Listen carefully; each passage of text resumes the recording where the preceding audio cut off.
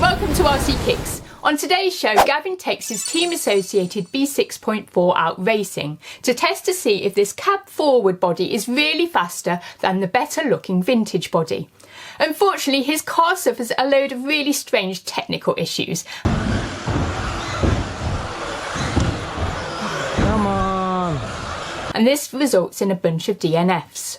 However, he still manages to get some interesting results to share with you. Rochester RC have come to the rescue and sent over some upgraded electronics. So let's see if Gavin can up his lap times and win the B final, or maybe even scrape into the A final in the following meeting. Well, let's not get too carried away. Anyway, hopefully he'll figure out what the issues were that were ruining his races. This one's a bit of a roller coaster, so buckle up, put the kettle on, and let's see how he gets on. Hit it, Charlie! In the previous video, the plan was that I was going to take the body that I painted up so well, if you've seen the video of me learning to use my airbrush. Anyway, we'll skip over that, but basically what I wanted to find out was if I run the kit body and I run a vintage, which is a Schumacher Cougar 2 body that happens to fit this with a few modifications, will it slow down my race times? So that was the plan, and that racing happened over a week ago.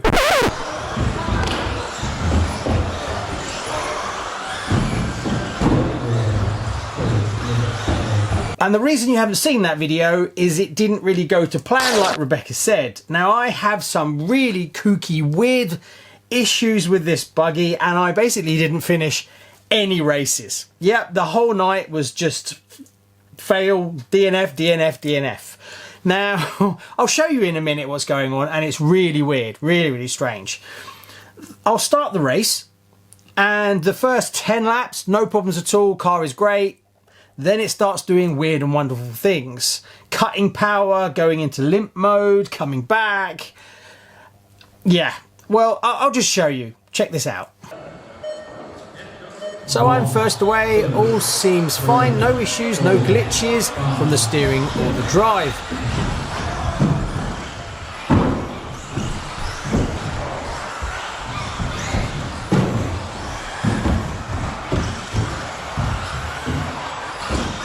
First mistake, but that was 100% me.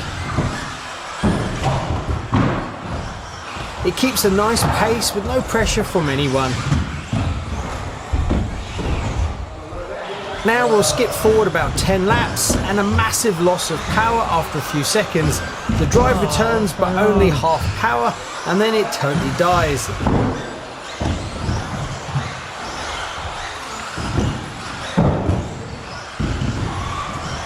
Still got the same problem.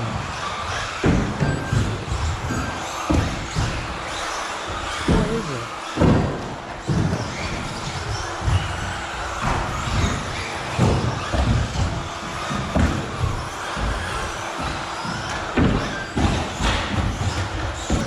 Second round, and I'm using the vintage body.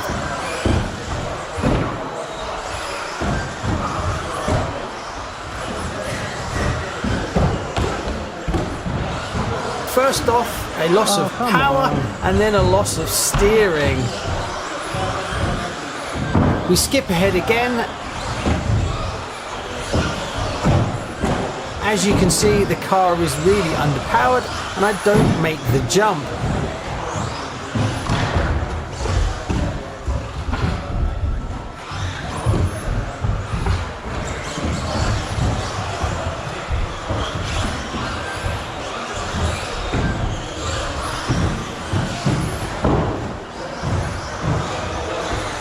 Next, the steering puts me totally off the track. I don't know what's up with it.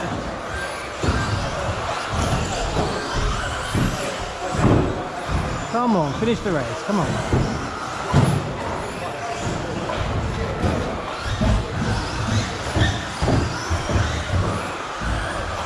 Come on. Oh.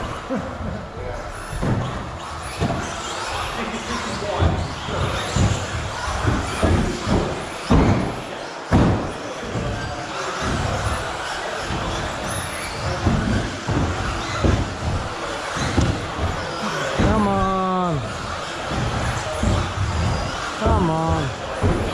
I'm just getting in people's way now, and then I lose total drive for a few seconds again. I call it, as steering is also being affected and I don't want to break anything.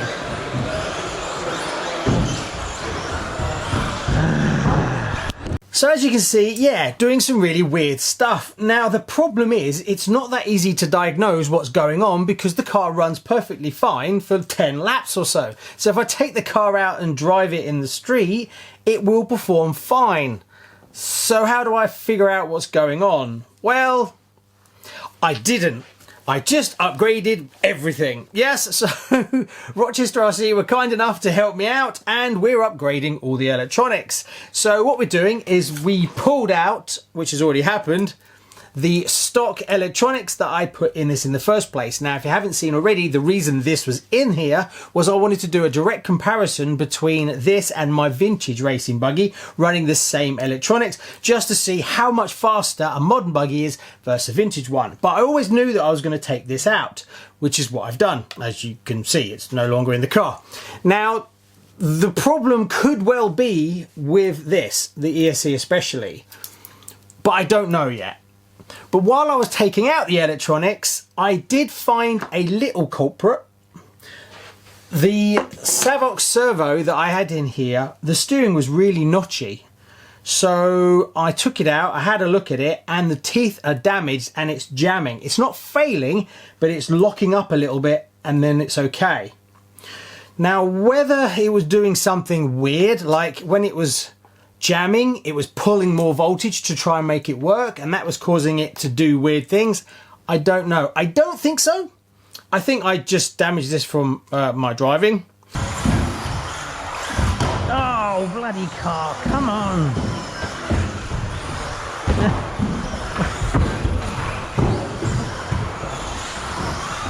Come on. No, it's finished. It's finished. Bloody car. I didn't fix it, whatever it was. It's like that. God damn it.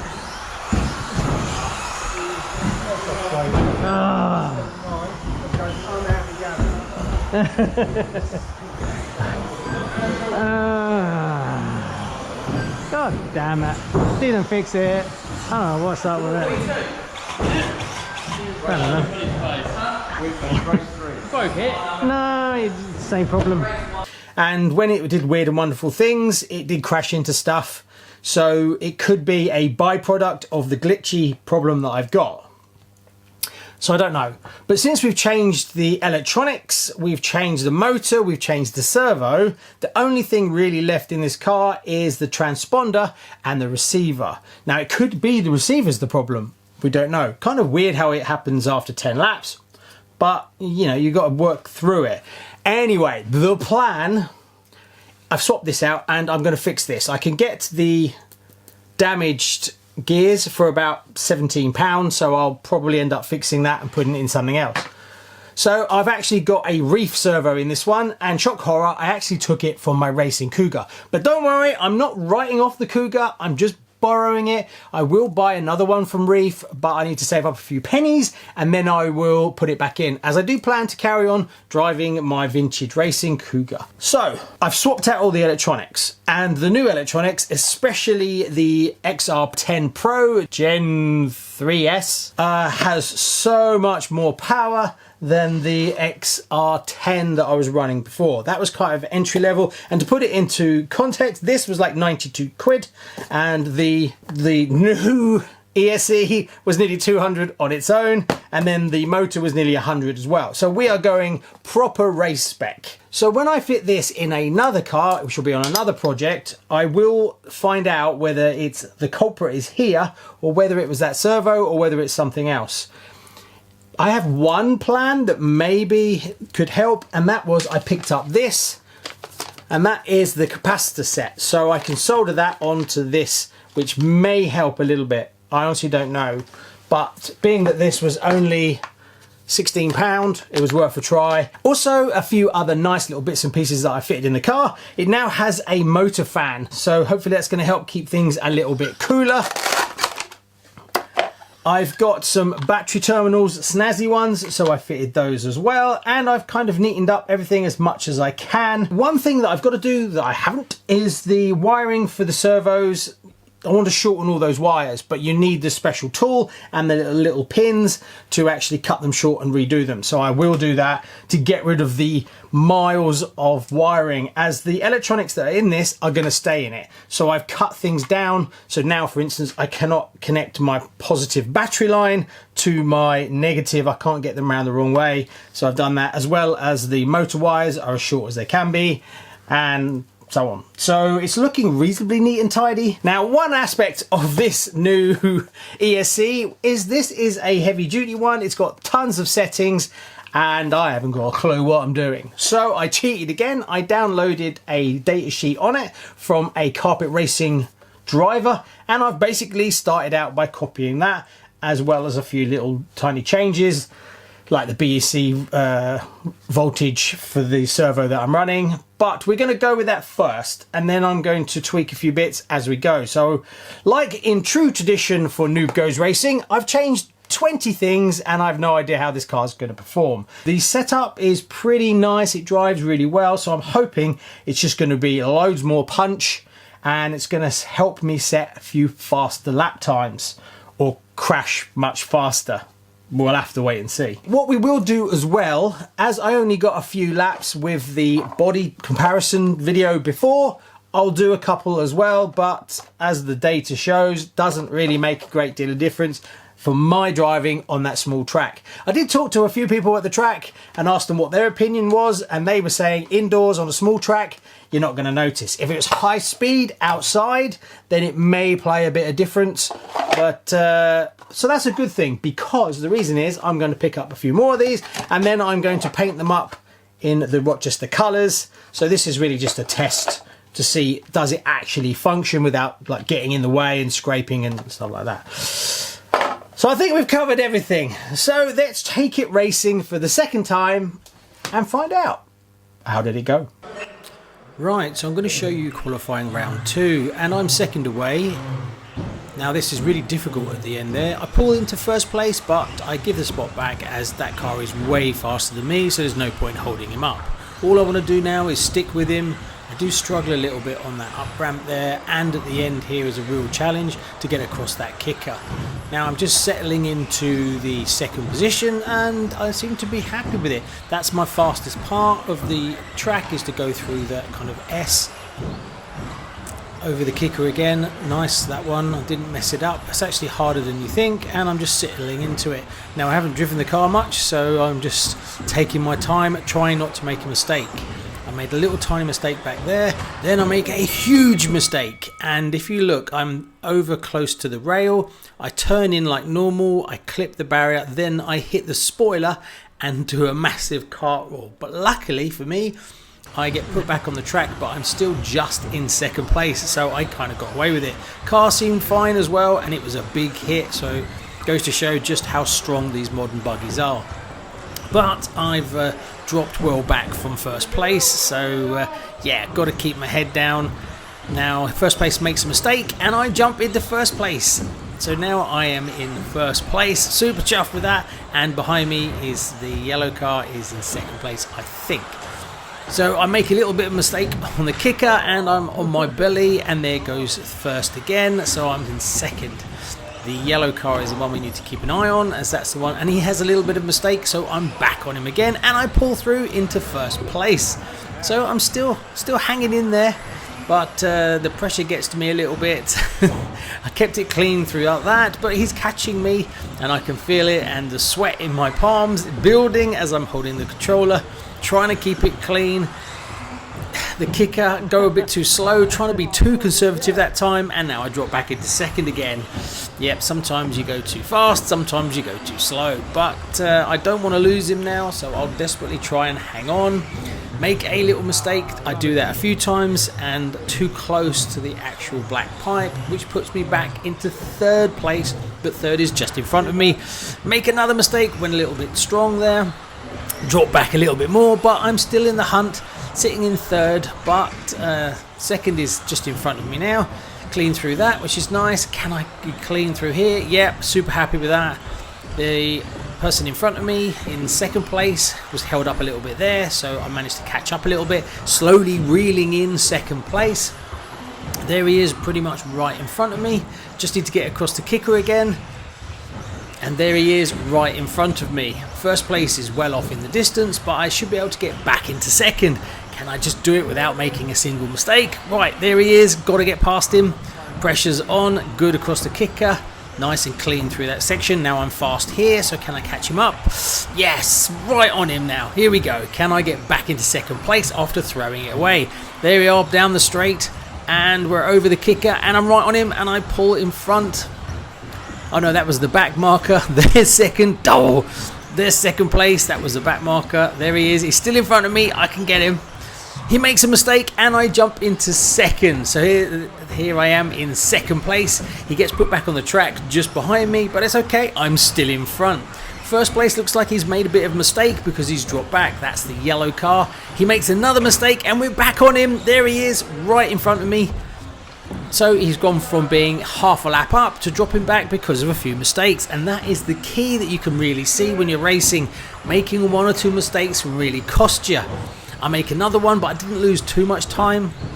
I'm still in it in second place. He's now only one corner ahead of me, which is surprising as he is really fast, but I think those mistakes really cost him.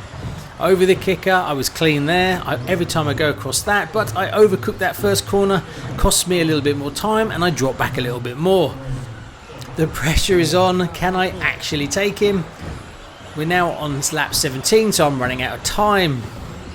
I make a big mistake and then I drop right back. Damn it. Just almost throw away a potential first place qualifier.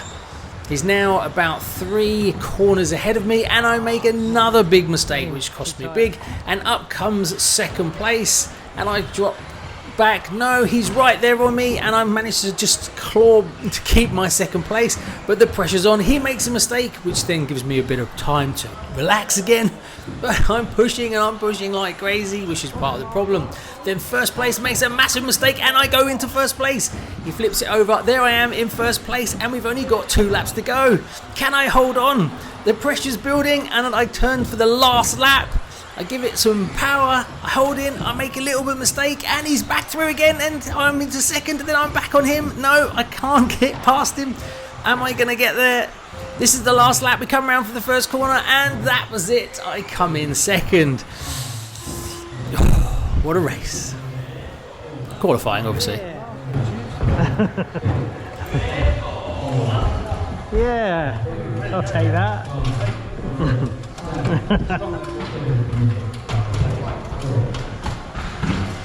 Yeah.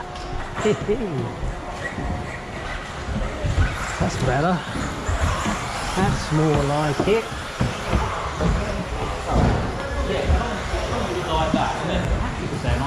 How do you do? Yeah, fastest that one. Yeah, fastest that one. There we go. Oh no, I wasn't. I was second. Oh, I thought I was the fastest. Oh well, second again. Oh well, there you go. So there you go, that was the best qualifying of the night and I was reasonably happy with it. The car, considering how many changes it had, was pretty predictable. The amount of things that you can change in the ESC in this car can really change things around, and I'm reasonably happy that I managed to get the car into a place where it was quite predictable and I like the handling feel of it. The only thing that I did for the final is I changed the pinion. I had a 25 tooth pinion in it, which was a little bit long for such a small technical track, so I dropped it down to a 23. So let's see if that made any real difference.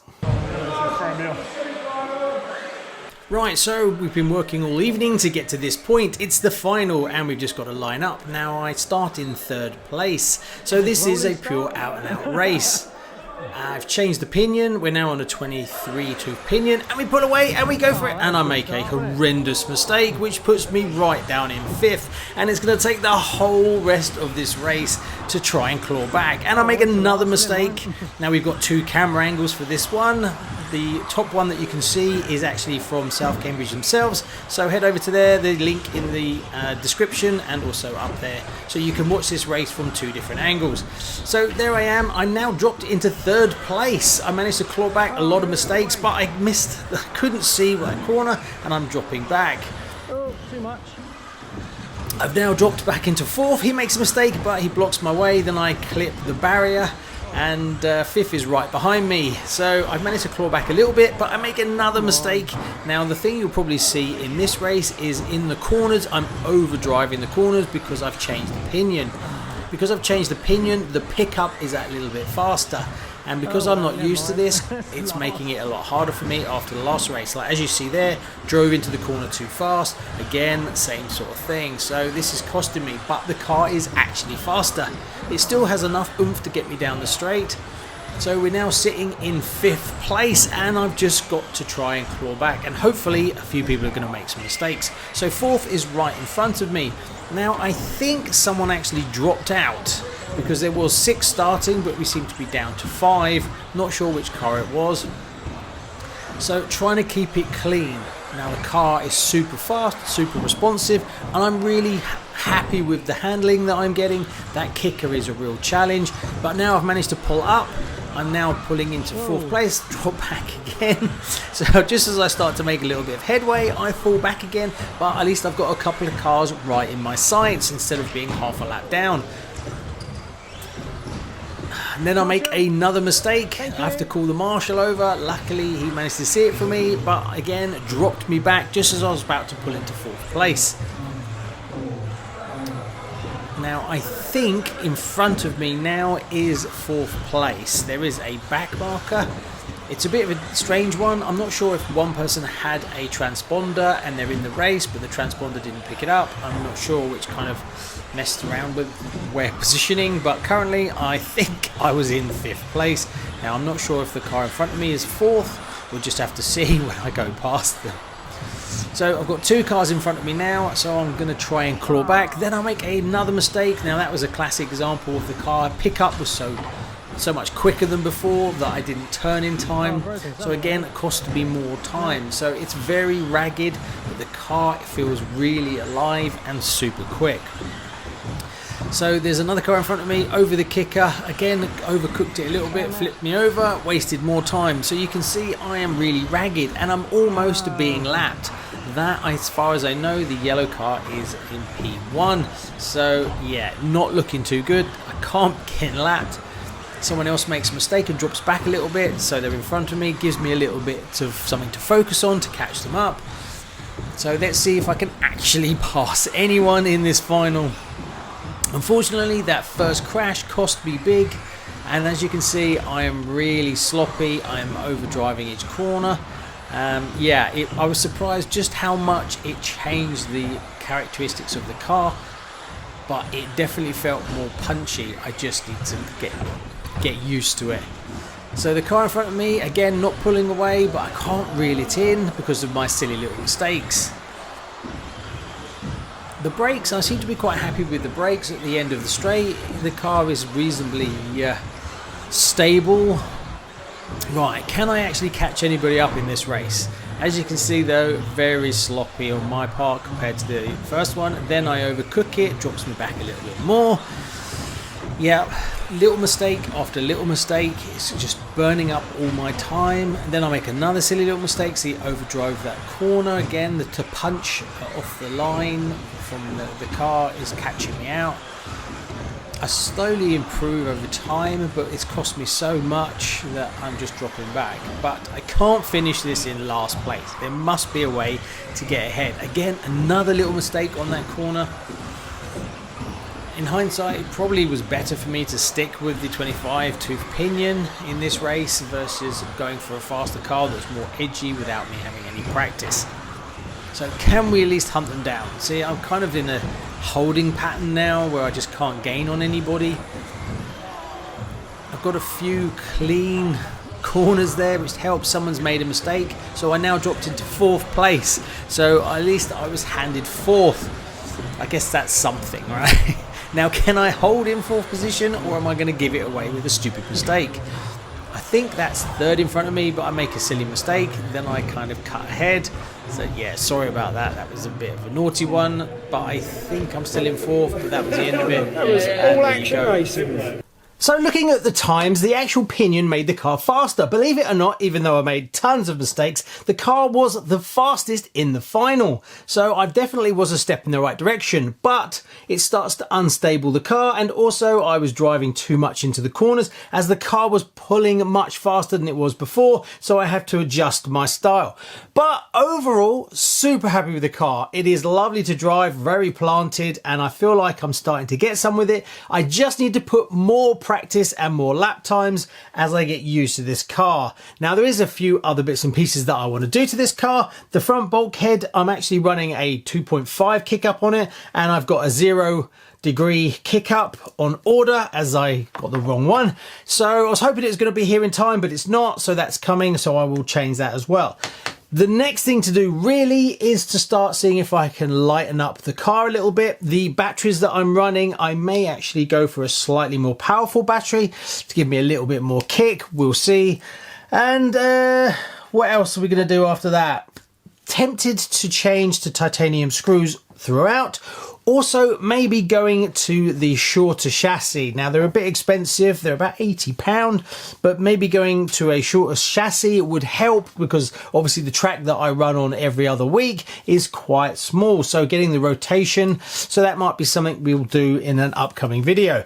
Definitely running a vintage body doesn't make any difference to the actual car times when you've got a small indoor carpet track like that. Now, if you're going to take it out and about and you're going to run it on big grass or anything that's a really big track where you're actually doing a lot of flat out racing sections, then I think you're better off sticking with the cab forward.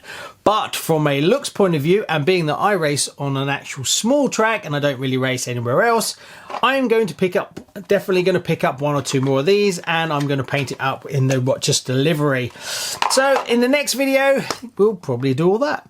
Thanks very much. Please like and subscribe. See you on the next one. Bye-bye.